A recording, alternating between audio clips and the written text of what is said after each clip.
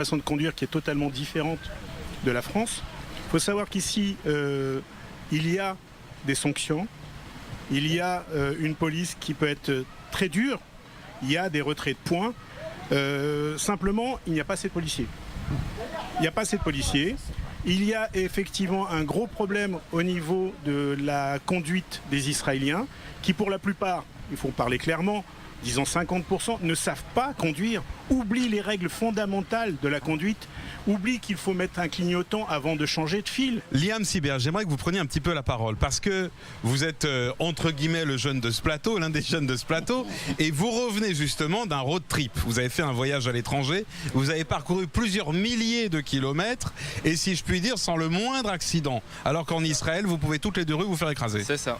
Donc moi, c'était la première fois que j'ai conduit hors d'Israël. Et je ne savais pas qu'on pouvait prendre autant plaisir à rouler sur aussi longue durée. Les gens conduisent normalement là-bas, enfin, respectent la limite de la vitesse.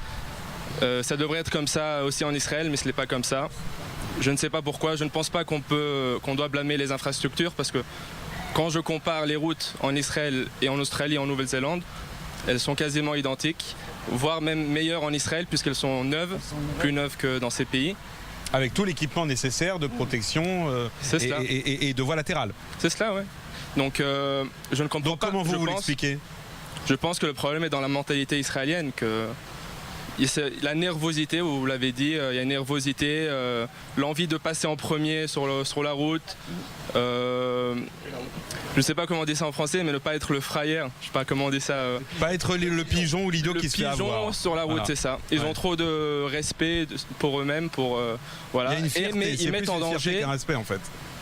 Ils ont trop de fierté, mais ils savent pas quand ils mettent en danger les autres conducteurs sur la route. Ouais. Et depuis que je suis rentré, ça fait 2 semaines. Moi, j'étais encore dans la mentalité australienne et néo-zélandaise.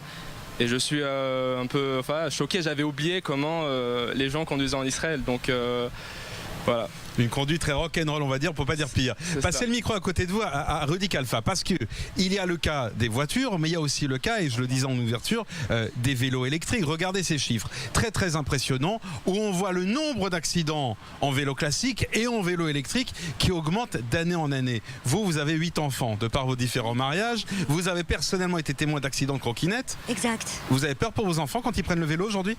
Mais j'ai le cœur qui bat à chaque instant. Parce que comme j'ai vu ce qui s'est passé, j'ai vu des enfants à terre qui ne bougeaient plus.